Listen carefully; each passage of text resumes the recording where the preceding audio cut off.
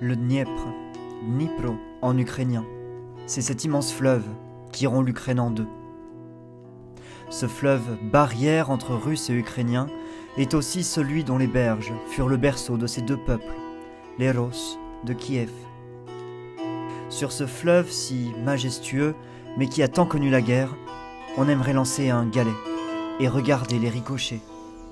Sur ce fleuve qui, aujourd'hui même, connaît la guerre, on aimerait les observer, ces ricochets de l'histoire. 1, 2, 3. Comme autant de guerres mondiales, et pour chacune d'elles, les axes et les alliances qui les ont rendues possibles. Première guerre mondiale, triple entente contre Triplice. France, Royaume-Uni et Russie contre Allemagne, Autriche-Hongrie et Italie, plus tard rejointes par l'Empire ottoman. Deuxième guerre mondiale, puissance de l'Alliance contre puissance de l'Axe, France, Royaume-Uni, États-Unis et URSS contre Allemagne et ses territoires occupés ou alliés d'Europe centrale, Italie et Japon. Troisième guerre mondiale, puissances occidentales alliées, entre autres, par l'OTAN et l'AUKUS, contre puissances eurasiatiques, Russie, Chine et pays d'Asie centrale. Découpage géopolitique issu de la guerre froide faisant s'affronter l'Ouest contre l'Est. Des axes et des manœuvres. En 2020 et 2021, pendant les périodes de confinement en Europe, l'OTAN lance les opérations Europe Defender. Elles consistent à débarquer depuis les États-Unis des milliers de soldats, des navires de guerre, des avions et des hélicoptères, de l'équipement militaire, des armes nucléaires. Dans le plus grand silence, des débarquements ont lieu dans le nord de la France, aux Pays-Bas et au Portugal, pour transporter de quoi renforcer les forces de l'OTAN sur le front Est et Nord. En Roumanie, en Pologne, dans les pays baltes et en Norvège, un gigantesque bouclier antimissile vise expressément la Russie. En parallèle, au printemps 2021, des infrastructures militaires apparaissent à une centaine de kilomètres des frontières ukrainiennes. Des navires russes rôdent en mer Noire. Fin 2021, les troupes russes s'amassent à Yelnya, dans l'ouest de la Russie. Le 24 février 2022, la Russie attaque l'Ukraine par le front nord via la Biélorussie, par la Crimée au sud et à l'est dans les territoires du Donbass. Une question que nul dans les médias occidentaux n'a osé poser. Pourquoi Vladimir Poutine a-t-il commandité l'invasion de l'Ukraine ? La réponse se profile, entre les ricochets de l'histoire.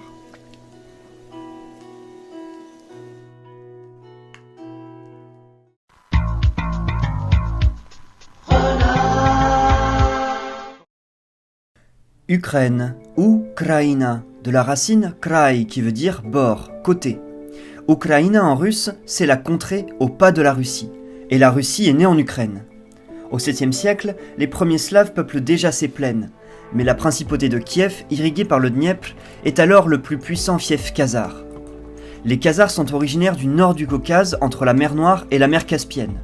Peuple nomade, il s'étend dans l'actuelle Ukraine et se convertit tardivement au judaïsme. Au 9e siècle, les Varegs, un peuple viking, s'étendent au fil des fleuves et rencontrent le Dniepr. Ils prennent Kiev aux Khazars et établissent un premier état slave, la Ruthénie, Russinia, ancêtre de Rassia, la Russie. On appelle alors ce peuple les Rus de Kiev, ancêtres des Russes et des Ukrainiens. Leur empire s'agrandit et s'étend au 11e siècle de la mer Noire à la mer Baltique et de l'Oka à la Volga. Puis, ils sont à leur tour balayés par les invasions mongoles du XIIIe siècle. Ces peuples slaves vaporisés se regroupent en 3 nations, russes, biélorusses et ukrainiennes, tous slaves de l'Est, peuples frères. Tout au long de son histoire, l'Ukraine est un ensemble de féodalités bien souvent dominées par un pouvoir étranger. Au XIVe siècle, Polonais et Lituaniens se battent contre les Mongols avec l'aide des populations ukrainiennes. Les Polonais s'emparent de Kiev en 1362 et étendent les territoires de la Pologne en Ukraine de l'Ouest. Jusqu'au XVIIe siècle, les peuples d'Ukraine sont appelés Russins et sont ballottés de joug en joug. Empire russe à l'est, Tatars et Empire ottoman au sud, Pologne à l'ouest. À cette époque, la Pologne et la Lituanie forment l'immense république des deux nations, dont le territoire s'étend de la mer Baltique à la mer Noire. Wiele dziewczat jest na świecie, lecz najwięcej w Ukrainie. Tam me serce pozostało przy kochanej mej dziewczynie. Hej, hej, hej, sokoły, omijajcie. En 2022, les services de renseignement russes font courir le bruit que la Pologne pourrait entrer de manière directe dans le conflit en annexant l'ouest de l'Ukraine. Si cela ne s'est pas produit, la Pologne a toujours eu à l'égard des territoires de l'Ukraine de l'Ouest une affection particulière tant elle a contribué à leur culture. Volodymyr Zelensky, le président ukrainien, a déposé le 11 juillet 2022 un projet de loi visant à accorder un statut spécial aux Polonais d'Ukraine, sans doute en remerciement à la contribution polonaise dans l'accueil des réfugiés ukrainiens. Mais la Pologne est aussi et surtout un bras armé de l'OTAN, organisation dans laquelle elle occupe une place stratégique. Par la Pologne transitent de nombreuses armes ainsi que de jeunes Européens venus faire de l'humanitaire ou devenir mercenaires pour le compte d'armées privées américaines et terminer dans les rangs des milices nationalistes ukrainiennes en guerre pluriséculaire contre l'oppresseur russe. La moindre étincelle avec la Pologne ou chez ses voisins baltes propulserait de facto tous les pays membres de l'alliance de l'OTAN dans le conflit en vertu de l'article 5 du traité de l'Atlantique Nord qui prévoit que si un membre est attaqué, toute l'alliance doit le défendre. Toute l'Europe, France incluse, entrerait donc en guerre contre la Russie. Pour comprendre les raisons profondes du conflit russo-ukrainien, il faut dézoomer un peu et remonter le temps. À l'issue de la Seconde Guerre mondiale, le monde se partage en deux, le bloc communiste à l'Est, dominé par l'URSS, et le bloc occidental et libéral à l'Ouest, dominé par les États-Unis. Deux alliances de défense militaire voient le jour, le pacte de Varsovie à l'Est, l'OTAN à l'Ouest. OTAN, organisation du traité de l'Atlantique Nord, NATO en anglais, née en 1949. Les États européens de l'Ouest, ravagés par la Seconde Guerre mondiale, entrent alors sous parapluie américain. Pour les États-Unis, il s'agit de consolider leur zone d'influence en Europe. L'OTAN est la face militaire, l'Union européenne, la face civile de la stratégie américaine. Dès la seconde moitié du XXe siècle, les États-Unis avancent leurs pions sur le monde devenu échiquier.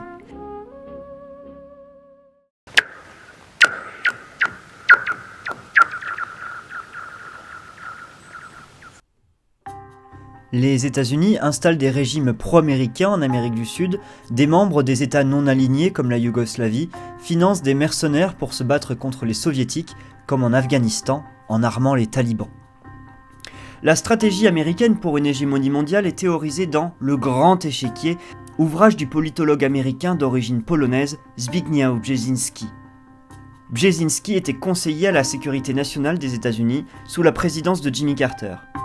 D'après Brzezinski, les États-Unis tissent la toile d'un libre-échange global à coups de traités et d'institutions.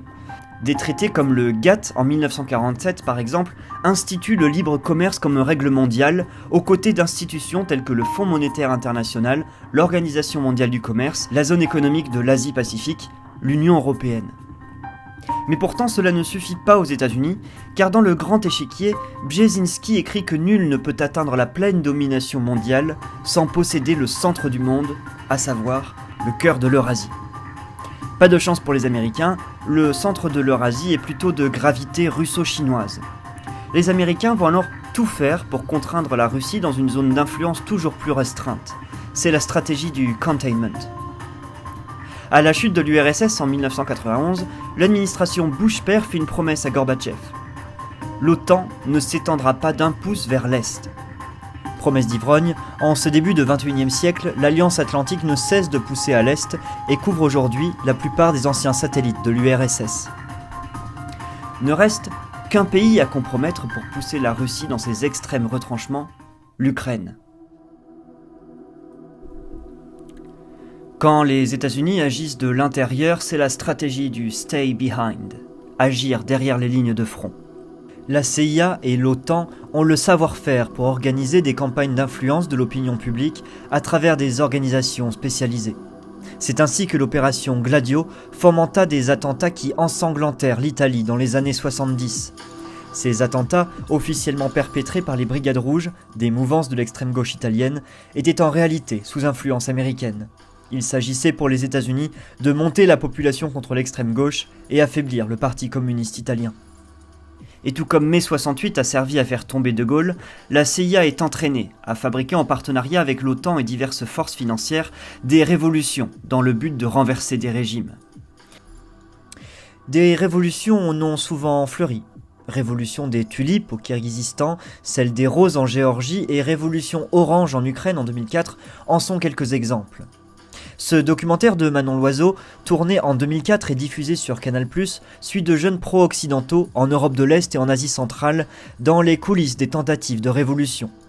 À la manœuvre, des délégations américaines venues prodiguer financement et conseils en communication. Si certaines opérations ont échoué, elles ont fonctionné en Ukraine. La révolution orange de 2004 aboutit à la victoire du président Viktor Yushchenko, qui promet alors de rapprocher son pays de l'Union européenne et de l'OTAN, ligne rouge pour la Russie. 10 ans plus tard, en 2014, la révolution Euromaïdan enflamme Kiev, alors que le régime est passé du côté des pro-russes. Le déclencheur, c'est le rejet d'un accord de libre-échange avec l'Union européenne au profit d'un accord économique avec la Russie, avantageux sur le gaz. On vous invite à ce sujet à consulter l'excellente vidéo de notre confrère de Trouble Fête. Alors, parmi les protagonistes de la révolution Euromaïdan de 2014, on retrouve d'abord des milliardaires reconvertis à la politique, comme le pro-européen Poroshenko. À l'issue de la révolution, il sera mis au pouvoir comme président aux côtés d'Arseniy Yatsenyuk, qui deviendra Premier ministre. Yatsenyuk sera choisi personnellement par les autres protagonistes, les délégations américaines, et notamment cette femme, Victoria Nuland, diplomate américaine au service de l'OTAN. Elle offre des petits pains aux manifestants de l'Euromaïdan, mais agit surtout en coulisses pour conseiller les acteurs de la révolution. Elle et Geoffrey Piat, ambassadeur d'Ukraine, recrutent le prochain gouvernement. Yatsenyuk est le candidat parfait. Banquier de profession, il possède une fondation financée par des fonds américains et soutenue par l'OTAN. Le tout est chapeauté par la International Renaissance Foundation, frange de l'Open Society du milliardaire philanthrope hongro-américain George Soros. Si on résume, nous avons donc pour protagonistes des policiers, businessmen ukrainiens, des Américains et des nationalistes aux tendances nazies. Et ce sont des personnages de premier rang, puisqu'ils assurent le service d'ordre ou de désordre lors des manifestations en 2014. Pendant la Révolution, ils s'emparent de la mairie de Kiev et créent des émeutes contre la police. Leur action permet ainsi à la révolution Euromaïdan de renverser le régime pro-russe et le remplacer par un gouvernement hybride, libéral-nazi et pro-américain. Ce nouveau gouvernement, une fois en place, voudra régler une bonne fois pour toutes la question des Ukrainiens russophones à l'Est. Тому що у нас робота буде, у них немає. У нас пенсії будуть, у них немає. У нас піклування під дітей, під людей, під пенсіонерів, під дітей буде, у них немає. У нас діти підуть до школи, до дитячих садків. У них вони будуть сидіти в підвалах. Бо вони нічого не вміють робити. І так, і саме так ми виграємо цю війну.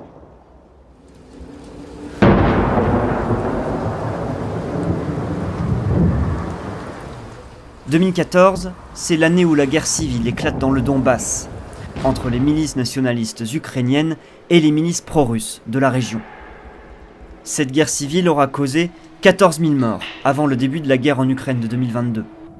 L'Ukraine est alors déchirée entre Ukrainiens de l'Ouest, proches du régime de Kiev, et Ukrainiens de l'Est, proches des Russes.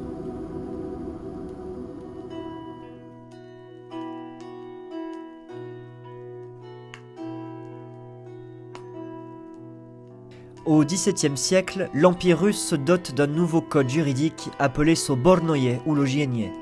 Ce code contraint la vaste majorité de la population à la servitude. Les gens des campagnes sont alors propriétés du tsar ou esclaves d'un propriétaire terrien. Les bourgeois, eux, sont assignés à résidence dans leur ville au service de la noblesse. L'Empire s'étend dorénavant sur toute la rive droite du Dniepr. Il chasse les Tatars et l'Empire ottoman au sud et prend le Khanat de Crimée. Au XVIIIe siècle, sous le règne de la Grande Catherine, les villes de Sébastopol et d'Odessa sont fondées et donnent enfin à la Russie un accès aux mers chaudes, un développement stratégique dans les guerres à venir. L'Empire nomme ces territoires Novorossiya, la Nouvelle-Russie, et envoie des populations russes peupler ces territoires. Au XVIIIe siècle toujours, la Pologne s'effondre. À sa partition, la Prusse, l'Empire russe et l'Empire austro-hongrois se partagent le butin. La rive gauche du Dniepr bascule alors sous convoitise allemande. Les siècles qui suivent sont ensuite un long affrontement entre Russes à l'est et Allemands à l'ouest. 1917. La révolution russe renverse le tsar. L'Empire russe est démantelé et l'Ukraine est alors indépendante pour la première fois de son histoire dans ses frontières actuelles.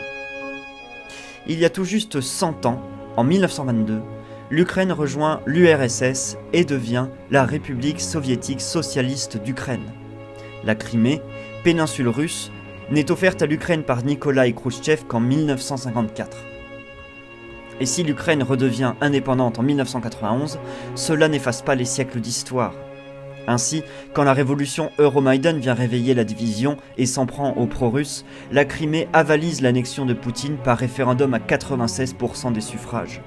Les suspicions de fraude n'enlèvent rien à l'aveu de la réalité, les Criméens et les peuples du Donbass se sentent d'ascendance russe. Fin septembre 2022, les régions du Donbass, de Kherson et de Zaporizhia votent à leur tour massivement en faveur de leur rattachement à la Russie, par des référendums non reconnus par l'Occident. La seule chose que je sais, c'est que 70% des habitants de Mariupol soutenaient les Russes. Vous en pensez quoi de ce témoignage, Christian Magrelis? Mais ça détruit pas mal d'idées préconçues.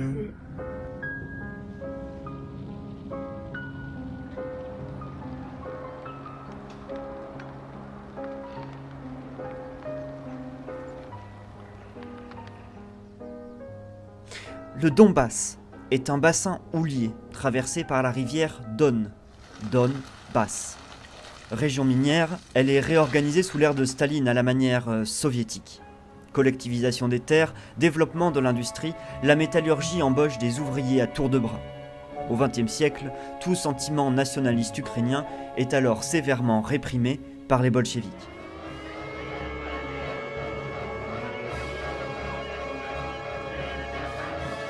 Pendant la Seconde Guerre mondiale, le Donbass est le théâtre de l'opération Barbarossa, lancée par Adolf Hitler. L'opération Barbarossa prévoit d'envahir l'URSS et défaire l'armée rouge. L'armée allemande, la Wehrmacht, peut alors compter sur l'appui des nationalistes ukrainiens qui veulent en finir avec l'oppresseur russe. Leur ennemi commun, le judéo-bolchevisme. C'est de cette alliance de circonstances entre nazis et nationalistes que les nationalistes ukrainiens puisent aujourd'hui encore l'idéologie.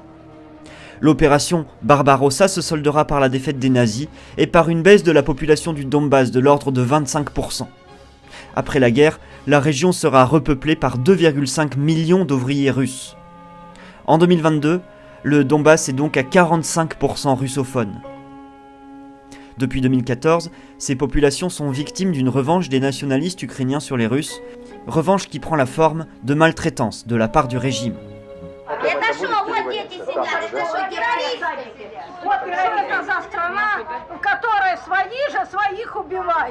Детей, стариков и прочих. Что это за страна? И какой ты президент, когда ты делишь детей? Дети все одинаковые. Причем дети? Дети не виноваты ни в чем. А он говорит, наши дети будут учиться, а ваши пусть по подвалам сидят. Если бы это пришел враг откуда-то сюда, а то брат на брата пошел, семьи поразделялись, бомбежки, войну такую устроили, такие времена, дети гибнут. Des maltraitances étatiques et des massacres commis par les milices des régiments Azov et Pravi Sektor. Les accords de Minsk de 2015 devaient mettre fin au conflit entre Ukrainiens de l'Ouest et Ukrainiens de l'Est. Plein de bonnes intentions, ces accords sont restés lettres mortes car aucun des deux camps ne les ont respectés.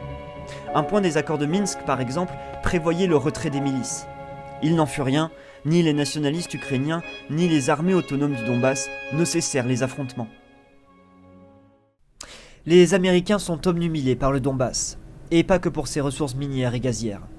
Les Américains ont besoin du Donbass pour y installer des missiles, car ce n'est que depuis là qu'ils peuvent atteindre les armes nucléaires russes abritées derrière la chaîne de l'Oural. Ainsi, en sous-marin, l'intelligentsia américaine pilote les opérations côté ukrainien. Se servir des dissensions interethniques et financer des nazis pour démembrer un pays, la CIA et l'OTAN savent faire. Le scénario avait déjà été répété.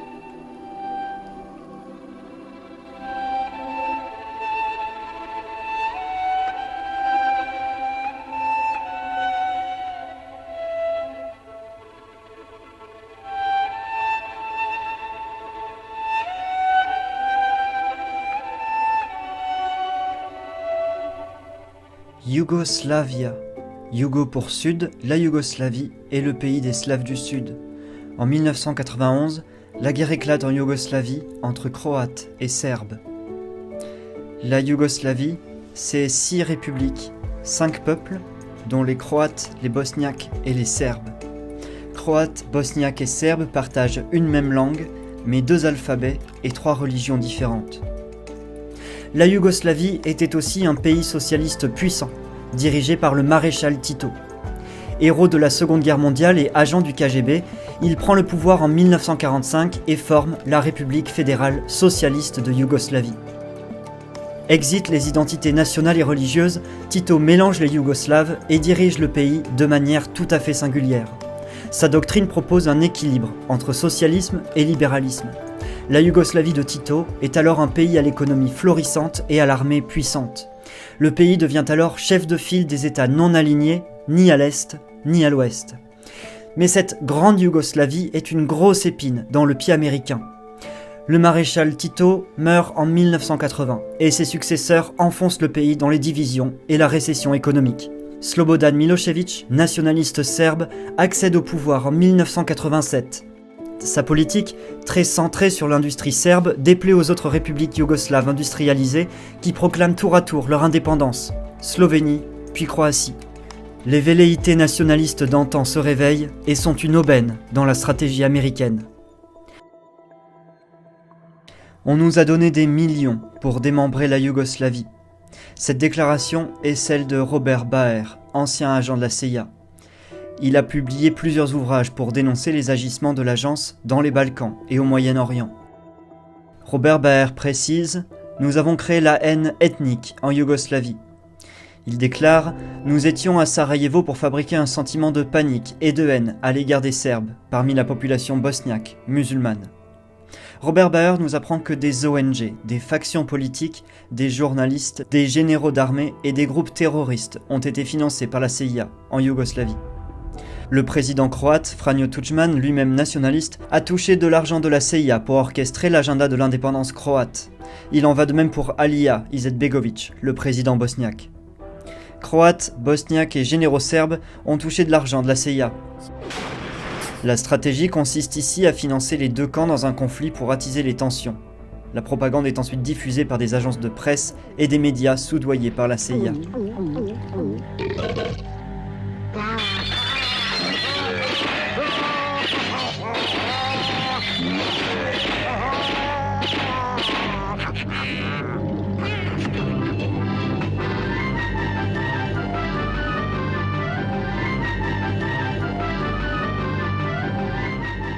En Yougoslavie, les Oustachés sont les interlocuteurs privilégiés des Américains.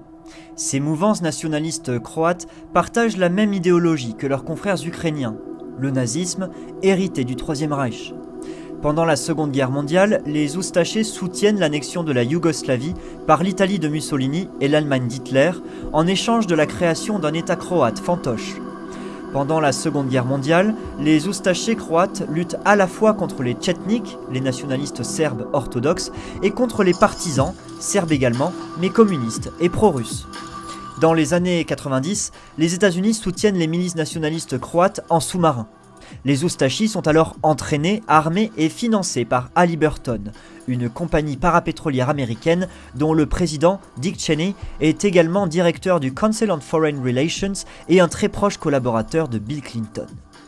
Si pendant la guerre des Balkans, les entrelacs entre Américains et nazis sont discrets, aujourd'hui en Ukraine, c'est maintenant affiché en pleine rue. Les milices néo-nazis d'Azov proposent de l'équipement et de la formation aux standards de l'OTAN. Standards NATO. C'est écrit. Les Américains, en effet, ont investi plusieurs centaines de millions de dollars dans l'entraînement et l'équipement de ces milices depuis 2014. Rappelons au passage qu'en Ukraine de l'Ouest, la popularité des néo-nazis n'est pas qu'une légende. Aux élections législatives de 2012, le parti néo-nazi Svoboda pèse jusqu'à 38% des suffrages dans l'oblast de Lviv. Pour les Américains, ce sont donc des alliés de poids.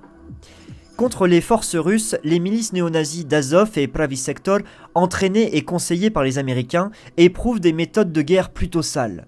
L'une d'elles consiste à prendre en otage des civils dans des bâtiments stratégiques afin de dissuader l'ennemi de frapper ou l'obliger à commettre une bavure. Ce fut le cas dans le théâtre de Mariupol et dans l'usine d'Azovstal.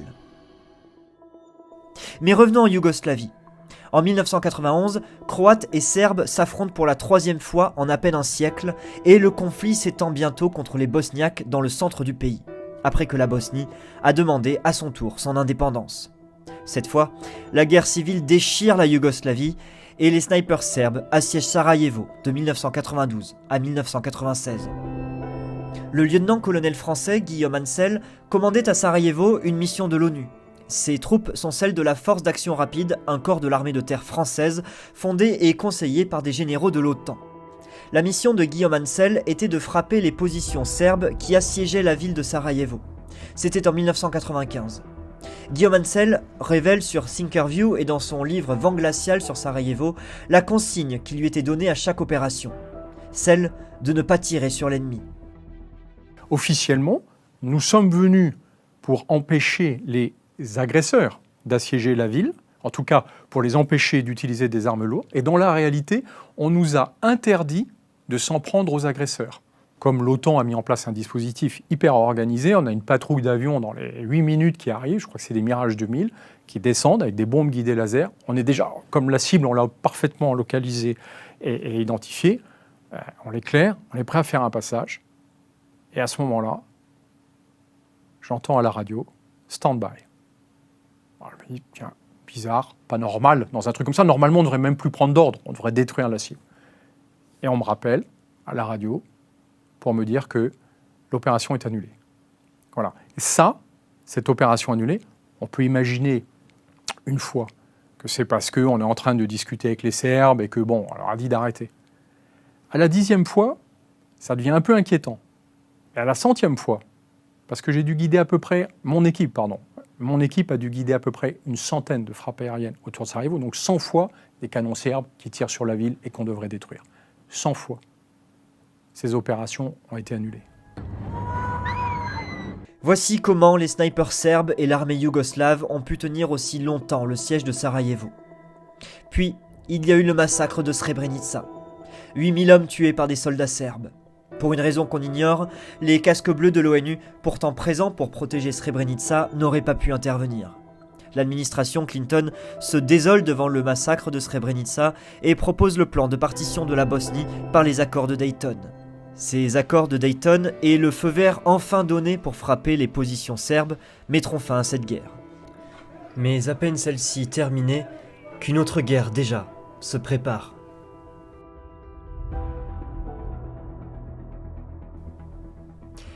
Le Kosovo est à la Serbie ce que l'Ukraine est à la Russie, le berceau national.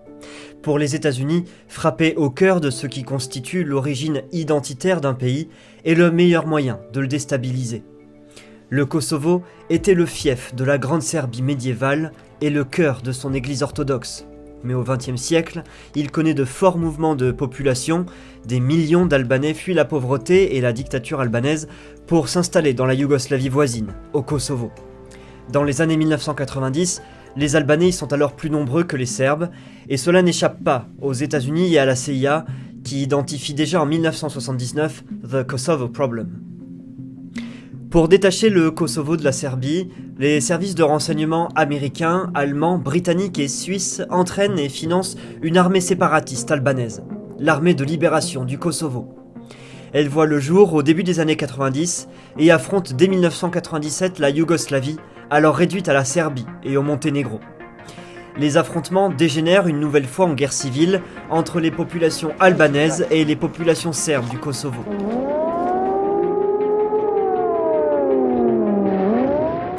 La guerre s'achèvera par les bombardements de l'OTAN sur Belgrade, la capitale serbe, en 1999. Slobodan Milošević sera défait et la Yougoslavie totalement dissoute en 2003. Déchirés, affaiblis, ces nouveaux pays sont alors la proie facile des vautours occidentaux. L'Allemagne fera main basse sur l'économie de la Bosnie-Herzégovine, dont la nouvelle monnaie, le mark de Bosnie, est adossée au mark allemand et dont la dette et la création monétaire est prise en charge par la Deutsche Bank. Les industries croates et slovènes seront absorbées en moins de 10 ans par les monopoles de l'Ouest. Le Kosovo, enfin, devient un État fantoche de l'ONU et de l'Union européenne, dont la monnaie d'usage n'est autre que l'euro.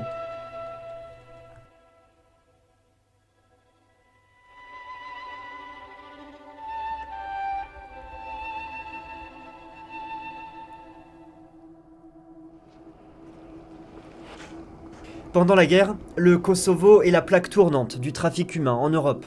Des centaines de prisonniers serbes, roms ou albanais accusés de collaboration sont assassinés par l'armée de libération du Kosovo pour alimenter un trafic d'organes. Le responsable de ce trafic, c'est cet homme, Hashim Thaçi. Son nom de guerre, le serpent.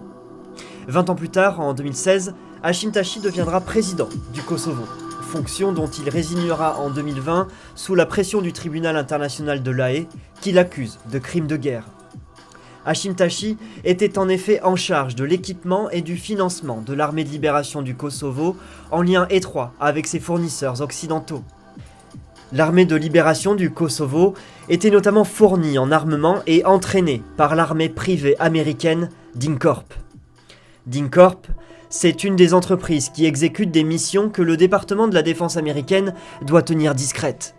Trafic d'armes, épandage de produits chimiques, développement d'armes bactériologiques sont quelques-unes des missions confiées par le gouvernement américain aux armées privées. L'association Human Rights Watch accuse par exemple DynCorp d'avoir coordonné tout un réseau de prostitution en Bosnie-Herzégovine pendant la guerre. En 2002, DynCorp affiche un chiffre d'affaires de 2,3 milliards de dollars, dont 98% issus de contrats signés avec le gouvernement américain. Ces sociétés militaires privées fleurissent dans les années 90 sous les conseils de Dick Cheney, dont on a déjà parlé. Dick Cheney voit en la privatisation du complexe militaire un bon moyen de sous-traiter des tâches, disons, ingrates. Le rôle des armées privées permet d'infiltrer un conflit en cours sans être repéré ni tomber sous le coup du droit international. Ces armées privées sont dirigées par des anciens généraux de la défense américaine. Eric Prince, par exemple, était membre de la US Navy avant de fonder en 1997 l'armée privée la plus puissante et la plus sale de tous les temps, Blackwater. En 2005, Eric Prince s'associe avec Joseph Coffer Black, un ancien officier de la CIA, promu au rang de directeur au contre-terrorisme depuis les attentats du 11 septembre. Eric Prince et Coffer Black chapeautent alors ensemble les opérations de Blackwater en Irak, où 160 000 mercenaires sont employés à couvert de l'armée américaine. Hormis les nombreux massacres commis par l'entreprise, ces missions consistent par exemple à protéger les installations pétrolières américaines en Irak. Puis, les mercenaires de Blackwater seront envoyés à la sécurisation du chantier de construction du gazoduc du Caucase, un projet stratégique lancé à l'initiative des États-Unis en 2005 pour pomper le pétrole de la mer Caspienne et l'exporter à l'ouest en esquivant l'Iran et la Russie. De 1997 à 2010, Blackwater a conclu des contrats pour des missions secrètes à hauteur de 1,6 milliard de dollars avec le gouvernement fédéral américain, dont 600 millions avec la seule CIA.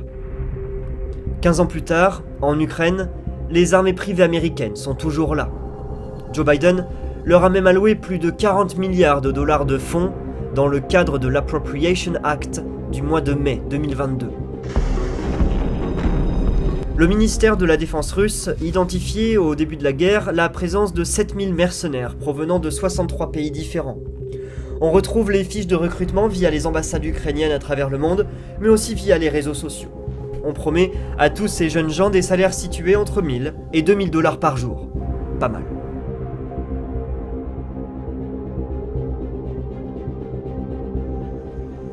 De leur côté, les Russes ont également fondé leur armée de mercenaires en 2014, elle s'appelle Wagner, mais on laisse au journal Le Monde le soin de vous en parler. Car nous, ce qui nous intéresse, c'est ce que sont devenus DynCorp et Blackwater. Car elles existent toujours, en effet, mais elles ont changé de nom. Ou plutôt, elles ont été rachetées à plusieurs reprises par des sociétés concurrentes, puis par de gigantesques fonds d'investissement. DynCorp appartient aujourd'hui à Cerberus Capital Management, aux côtés de Navistar, la société qui fabrique les véhicules blindés Max Pro en collaboration avec le constructeur israélien Plazan. Ces véhicules anti-mines sont notamment utilisés aujourd'hui par les milices néo-nazis Azov et Pravi Sektor. L'armée privée Blackwater, elle, fait désormais partie du colossal groupe militaire privé Constellis, qui lui-même appartient à l'encore plus colossal fonds d'investissement Apollo Global Management, dont le fondateur et ex-PDG Leon Black a financé et conseillé le pédocriminel Jeffrey Epstein. Alors, quand on sait que l'Ukraine est un Eldorado du trafic humain, entre les réseaux de prostitution, les trafics d'organes, les ventes allouées des mères porteuses ukrainiennes et les trafics d'enfants orphelins, on est en droit de se demander ce que les armées privées américaines viennent réellement fabriquer à couvert de cette guerre de façade. D'autant que l'on y retrouve nos chers protagonistes, Eric Prince, Copher Black et leurs mercenaires. En 2021, Eric Prince organise des réunions discrètes avec des oligarques ukrainiens et met sur la table 10 milliards de dollars pour entraîner des troupes et mettre sur pied un nouveau programme de défense aérienne. Copher Black, lui, s'est trouvé un poste hautement stratégique. En 2017, l'ancien vice-président de Blackwater devient directeur en sécurité stratégique pour l'entreprise ukrainienne Burisma. Burisma, c'est la seconde holding ukrainienne en hydrocarbures. L'entreprise possède plusieurs autres entreprises de forage, d'exploitation et de distribution de gaz et de pétrole en Ukraine comme à l'étranger. Le patron de Burisma, c'est Mykola Zlochevsky. Quand il était ministre de l'écologie dans les années 2010, il a octroyé des licences de pétrole et de gaz aux sociétés qui lui appartenaient. En 2014, à la suite d'une visite de Joe Biden, alors vice-président des États-Unis sous Obama, Hunter Biden, le fils de Joe, est placé au conseil d'administration de Burisma pour un salaire à $50 000 par mois. À la même époque, Burisma entre au portefeuille d'actions de la holding américaine Sunrise Energy Resources sous le régime fiscal du Delaware. Le Delaware, vous savez, c'est cet état américain devenu paradis fiscal depuis que Joe Biden en a été le sénateur. Hunter Biden et Copher Black occupent donc tous deux des postes stratégiques à Burisma, des postes qui vont leur permettre de faire avancer un programme clé du Pentagone.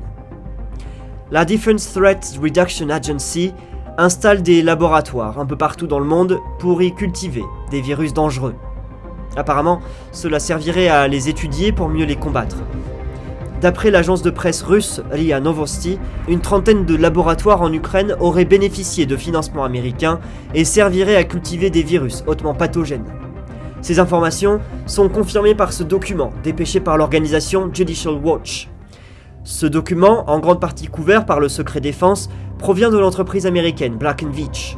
Cette entreprise de génie industriel est responsable de l'équipement et la construction de plusieurs laboratoires en Ukraine pour la culture de virus, tels que la tuberculose, l'anthrax ou la peste. L'entreprise Black & Veatch a bénéficié d'un financement de $85 millions du département de la défense américaine pour la construction d'un laboratoire P3 à Odessa avec l'entreprise Metabiota. Metabiota est une entreprise spécialisée dans la fabrication et l'analyse de données épidémiologiques. On lui doit ses technologies de traçage innovantes déployées pendant les épidémies d'Ebola et de Covid-19. Metabiota a d'ailleurs collaboré avec Anthony Fauci et l'EcoHealth Alliance pour le financement de recherches sur les gains de fonction avec le laboratoire de Wuhan, en Chine. Metabiota est en grande partie financé par le gouvernement américain pour ses programmes stratégiques de, ouvrez les guillemets, réduction des menaces. Réduction des menaces, pour le Pentagone, il faut traduire, car cela consiste en réalité à jouer les apprentis sorciers avec des pathogènes pour les relâcher dans la nature. Cette entreprise, Metabiota, est détenue à 13,4% par le fonds d'investissement de Hunter Biden et, évidemment, elle est soumise au régime fiscal du Delaware. Hunter Biden a beaucoup fait pour que Metabiota investisse dans ses laboratoires en Ukraine. Grâce à lui et à son fonds d'investissement, Rosemont Seneca, il parvient à lever $24 millions du gouvernement américain, plusieurs millions de la banque Goldman Sachs et encore quelques millions du fonds d'investissement de George Soros. Hunter Biden présente l'entreprise Metabiota à ses collègues de Burisma en 2014, comme l'attestent les emails retrouvés dans son ordinateur portable. Dans quel but exactement ? On ne sait pas, mais les Russes craignent qu'il puisse s'agir là d'un stratagème de guerre bactériologique. Si on ne connaît pas non plus le rôle exact de Burisma, l'entreprise gazière est en tout cas le nœud des alliances les plus saillantes. On y retrouve tour à tour la famille Biden, la CIA, mais surtout le plus gros investisseur d'Ukraine, Ihor Kolomoïski, le grand bienfaiteur du président Zelensky.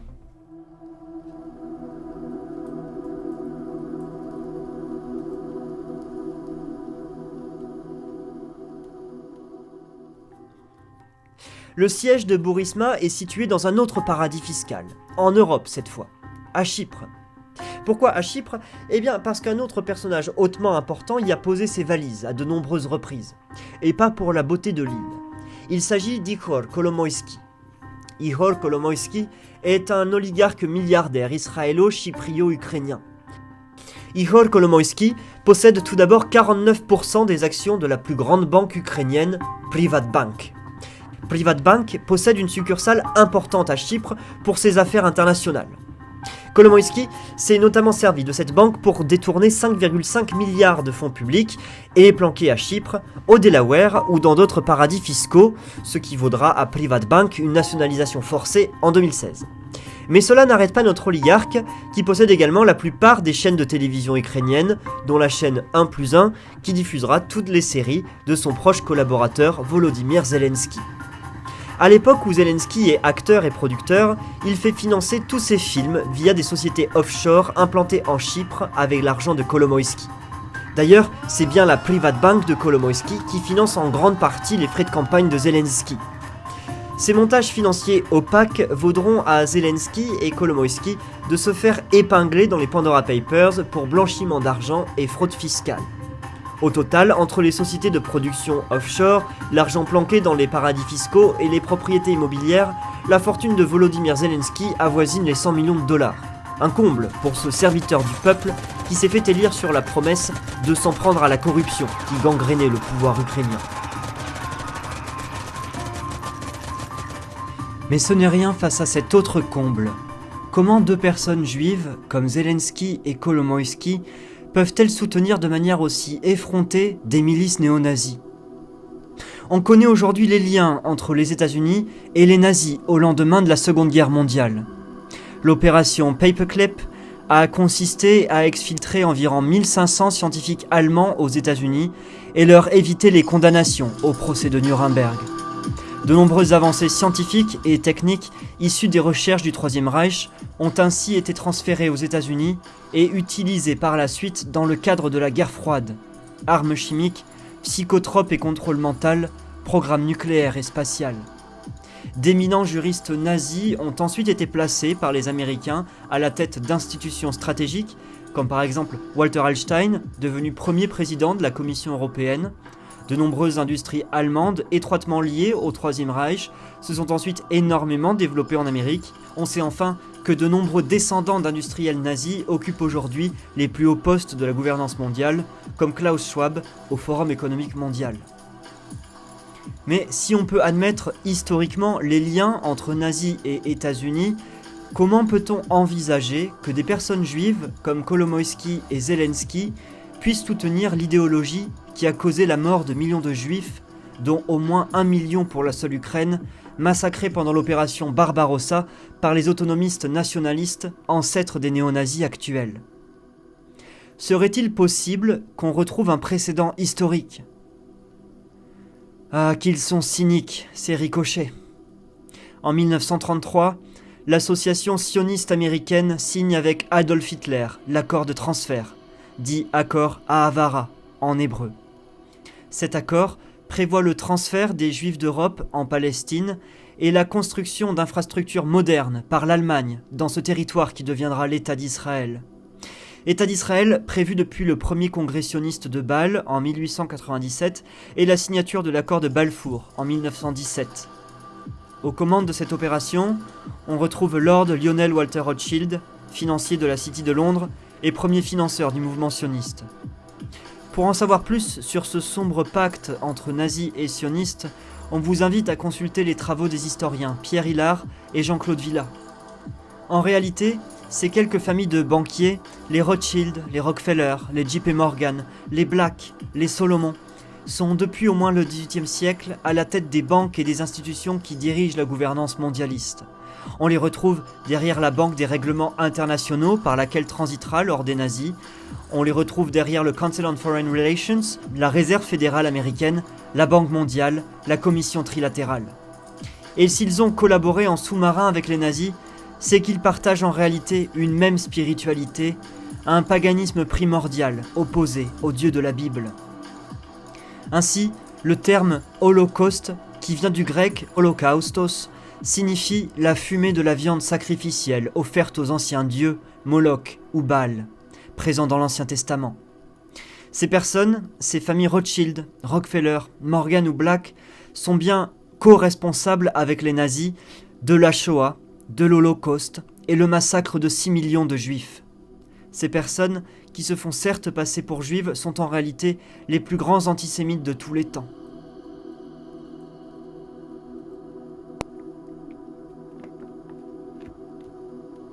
Dans l'Apocalypse selon saint Jean, ces personnes sont appelées ceux qui usurpent le titre de juifs, une synagogue de Satan plutôt, et à la page suivante, ceux de la synagogue de Satan, ils usurpent la qualité de juifs, les menteurs.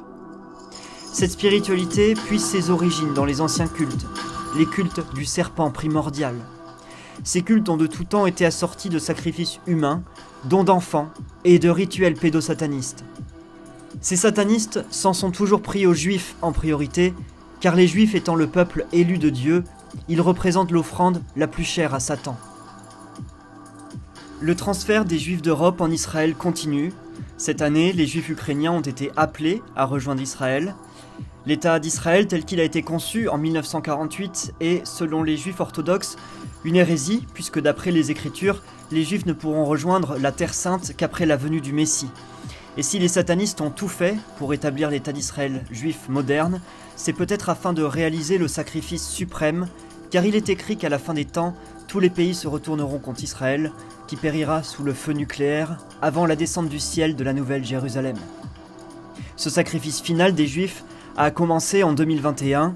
Israël a été le premier pays massivement vacciné au prix des mesures les plus coercitives. Dans la synagogue de Satan, on n'y retrouve pas que des pseudo-juifs comme les Rothschild, les Soros ou les Kouchner. La vente des organes. Mais vous êtes malade, non? J'ai une tête à vendre des organes, moi. Mais vous êtes fou, vous croyez n'importe quelle connerie. Alors Rada et moi, on aurait volé des cadavres pour vendre des organes, mais à qui?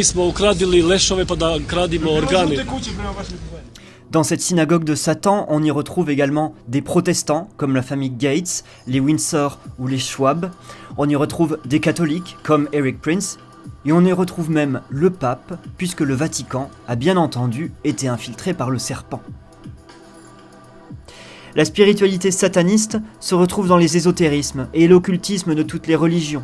Franc-maçonnerie, rose-croix chrétienne, mystique islamique, cabale juive, culte hindou ou égyptien. Cette spiritualité peut être résumée par la pensée du kabbaliste ottoman Sabbatai Zevi, un hérétique qui se prétend être le vrai Messie dans cette gravure de l'année 1666. On passera sur la symbolique du chiffre pour retenir la doctrine, la rédemption par le péché. C'est-à-dire que pour remettre les péchés de l'humanité, il faut d'abord commettre le plus grand mal. Pour faire venir le Messie, il faut d'abord faire venir l'Antéchrist, et donc fabriquer l'Apocalypse, en quelque sorte.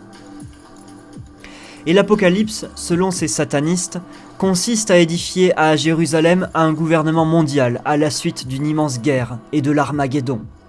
Ce gouvernement mondial sera celui de l'homme sans Dieu, une gouvernance dans laquelle la rationalité pure rendra l'homme esclave de la technologie et du contrôle algorithmique, où il n'y aura plus de genre, ni de race, ni même de culture, mais juste l'homme-machine devenu transhumain. Cette gouvernance mondiale, c'est la République universelle du genre humain, promue par la franc-maçonnerie, puis par Karl Marx. C'est celle de l'homme nouveau, promue à la fois par le fascisme et le communisme. C'est le surhomme nietzschéen et nazi. Cette spiritualité néo-païenne, c'est autant celle des milices néo-nazis d'Azov que des Khazars, ce peuple premier d'Ukraine converti à ce judaïsme tout à fait particulier au 7e siècle. Ainsi, la cause réelle de cette guerre en Ukraine est avant tout spirituelle et eschatologique. D'ailleurs, Nathaniel Rothschild, un des nombreux descendants de l'auguste famille, a déclaré au début de la guerre « L'Ukraine est une pièce essentielle que nous ne pouvons pas nous permettre de perdre sur l'échiquier international. Et, sans l'Ukraine, l'ordre global pourrait ne pas survivre. » George Soros, lui, a admis que, je cite, « La guerre en Ukraine marque le début de la Troisième Guerre mondiale. » C'est cette guerre qui permettra de propulser le monde dans le chaos et obligera l'humanité à accepter le gouvernement mondial de Jérusalem qui se présentera alors comme sauveur. À ce propos, certaines lèvres ont, elles aussi, fait des ricochets. Mais en fait, l'autre situation idéale, c'est une ville qui soit en quelque sorte la capitale planétaire d'un univers. On peut imaginer un gouvernement mondial à Jérusalem, puisque c'est là où serait le point de rencontre de tout le monde. Je pense que le socialisme viendrait après le capitalisme, mais pas à la place. Donc je pense qu'il faut viser le gouvernement mondial comme une stratégie. Et d'ailleurs, quand les gouvernements parlent du G20, c'est une illusion, une sorte de retard avant le gouvernement mondial. On va vers ça. Est-ce qu'on ira à la place de la guerre ou après la guerre? Je ne sais pas. Mais c'est ça qu'il faut viser. D'accord. Vous avez entendu ce qu'il vient de dire? Oui. Est-ce qu'on ira avec ça? Comment vous avez Avant la guerre ou à la place de la guerre?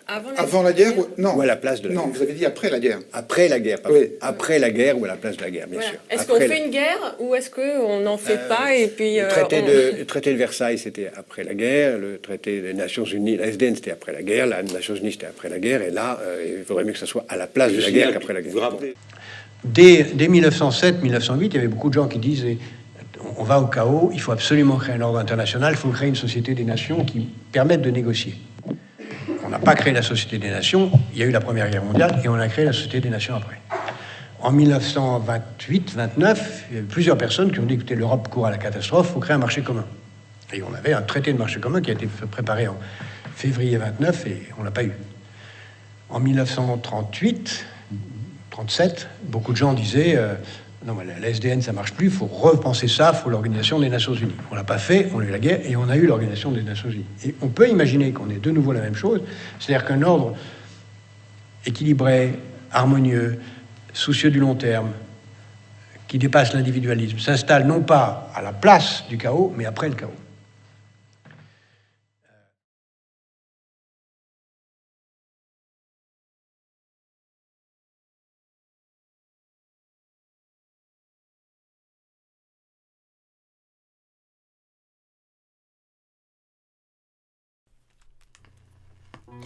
Le galet qu'on a lancé sur le Dniepr descend à présent le fleuve, le long des marais et des champs.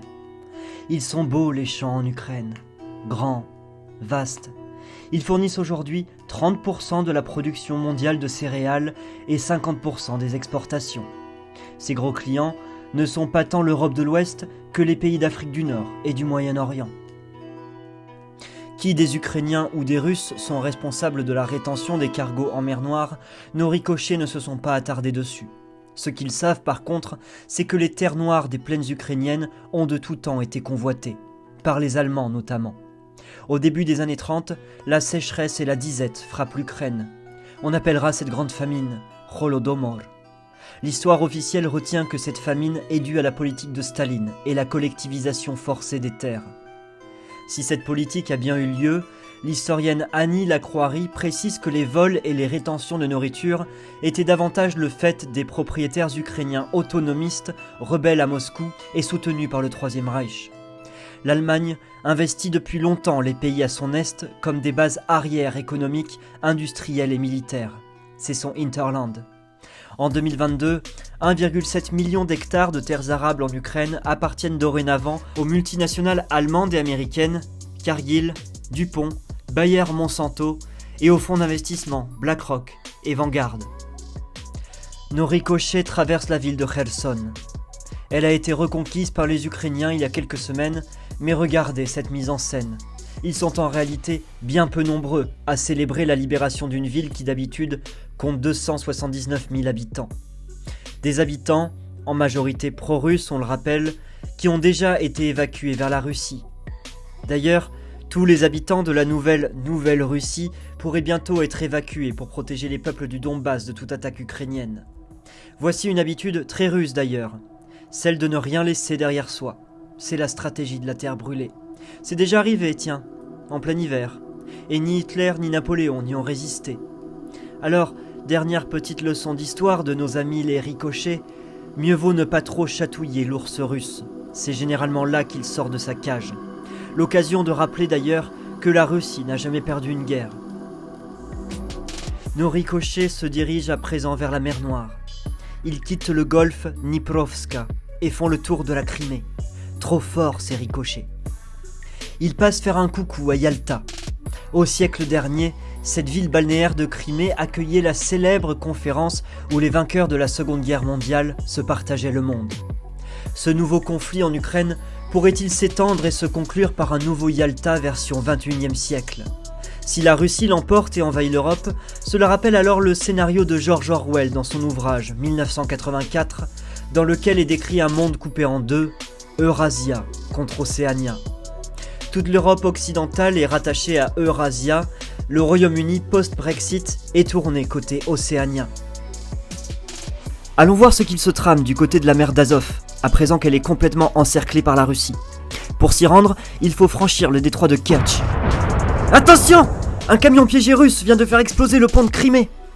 Attendez voir, bizarre ce camion piégé russe. Tant pis, nous ne ricocherons pas dans la mer d'Azov. Demi-tour, ricochet. Les ricochets fendent les eaux de la mer Noire et retentissent alors sur le détroit du Bosphore, à Istanbul. Les échos sont silencieux. Ambiguë, la Turquie à l'égard de la Russie l'a toujours été. Elle lui fait du chantage, car elle possède une clé, les détroits du Bosphore et des Dardanelles, passage que la Russie a besoin de franchir pour accéder au monde. La Turquie, membre de l'OTAN, mais alliée de Poutine sur certains dossiers stratégiques, se positionne aujourd'hui en arbitre du conflit russo-ukrainien. Erdogan fait prospérer ce statut de pivot en accueillant les négociations entre les belligérants et leurs soutiens respectifs à Istanbul. La Turquie maintiendra-t-elle sa dangereuse ambiguïté ou finira-t-elle par pivoter ? Et de quel côté ? Dans le cas de la Turquie, nécessité fera sans doute loi. Nos ricochets ont fait de sacrés remous dans une autre mer. Ça bouillonne en mer Baltique. Un caillou lancé trop fort sur l'acier des gazoducs Nord Stream 1 et 2, c'est ballot tout de même. Qui a fait ça ? Voyons voir. Ah, la piste russe est envisagée. Mais attendez, les ricochets ont trouvé une autre piste. Nos amis de la Baltique, des journalistes suédois, ont pêché un rapport venu de l'autre côté de l'Atlantique. Un rapport de la RAND, un think tank américain qui conseille la CIA et la NSA. Dans ce rapport, toute une partie s'intitule « Affaiblir l'Allemagne, renforcer les États-Unis ». L'industrie allemande a pour principale source d'énergie le gaz russe et l'électricité française bon marché, deux sources d'alimentation à couper pour faire tomber l'Allemagne et l'Europe. Selon l'analyse américaine, l'Allemagne et la France doivent être affaiblies énergétiquement et maintenues sous dépendance des hydrocarbures nord-américains, les fameux gaz de schiste. Le 7 février 2022, Joe Biden déclarait « Si la Russie envahit l'Ukraine, alors il n'y aura plus de Nord Stream 2 ». L'enquête aura été bien vite pliée par les services suédois et l'enquête des Russes pointe aujourd'hui du doigt les services britanniques. Nos ricochets auront fait le tour des océans et pourraient bien terminer leur course tonitruante par un tsunami dans le Pacifique, où les États-Unis affrontent la Chine cette fois, et notamment autour de Taïwan. Ça pourrait bien péter également avec la Corée du Nord. Deux fronts s'ouvrent dans ce gigantesque stade olympique où tous les joueurs sont sur les starting blocks. C'est la Coupe du Monde, les gars. L'hégémonie mondiale, quelle belle idée. Deux puissances s'affrontent sur le terrain de jeu. Chacune des deux équipes défend son précaré. L'équipe des Rouges, la Russie, rêve de récupérer la zone d'influence de l'URSS. L'équipe des Bleus, celle des États-Unis, veut raser le gazon tout entier. Les positions sont prises. Bleu en attaque, rouge en défense, même si on fait croire le contraire. L'équipe des Rouges consolide ses troupes et joue en tactique indirecte en frappant les infrastructures stratégiques de l'ennemi pour compliquer son attaque et en prenant soin d'éviter les dommages collatéraux. L'équipe des Bleus essaie de renverser les alliés historiques des Rouges en faisant comme d'habitude avec des révolutions manipulées au Kazakhstan ou plus récemment en Iran. L'équipe des Bleus tente de provoquer l'étincelle et fait du cinéma pour mettre un carton rouge aux Russes. Pour ça, on est prêt à tout, même à mettre en scène des faux massacres comme à Boutcha avec des acteurs et des mannequins pour faire office de cadavres. Laquelle des deux équipes va remporter le match et à quel prix ? Pour les Rouges, il s'agit là d'un enjeu existentiel.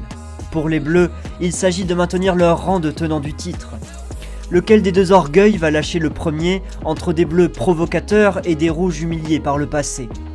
Celui qui lâchera le premier perdra, et la victoire ne se fera qu'au prix de la destruction mutuelle et totale. Le match en direct n'a pas encore commencé. Le face-à-face n'est pas pour tout de suite. Aucun des deux camps ne veut tirer le premier, même si les bleus font des cloche-pieds. Alors, le coup de sifflet retient son souffle, car ce n'est pas encore le match de foot qui se joue, mais plutôt la partie d'échecs. Et la reine Ukraine n'est pas encore tombée. Ah, la troisième guerre mondiale aura même-t-elle lieu d'ailleurs? Qui veut vraiment faire la guerre à la Russie? En Europe, personne. Enfin, pas nous en tout cas. Les intérêts naturels des pays européens convergent vers un négoce ouvert avec la Russie. La constitution d'un bloc franco-allemand indépendant des États-Unis et bénéficiant de l'énergie russe est le plus gros risque pour les intérêts américains en Europe. C'est d'ailleurs le rapport de la RAND qu'on a évoqué plus tôt qui le dit. L'issue d'une troisième voie non alignée implique de devoir gentiment dire aux Américains d'aller se faire voir, et c'est pas gagné. À la place, tout est fait pour pousser à la guerre et faire ployer la pénombre d'une peur existentielle de l'humanité, l'apocalypse nucléaire. Alors, pour éviter cela, la solution tant attendue sera proposée au peuple du monde, la fameuse gouvernance mondiale.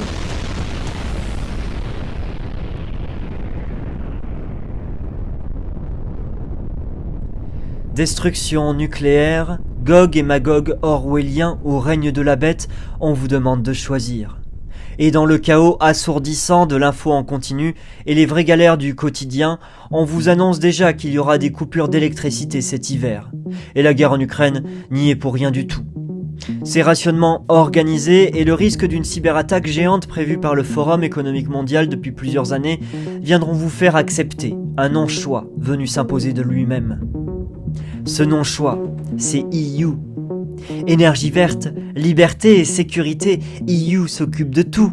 Vous allez voir, c'est chouette. C'est rationné, certes, mais c'est numérique. Et surtout, écologique. La faute à l'Ukraine et au réchauffement climatique, évidemment. Mais ça, c'est pour une prochaine vidéo.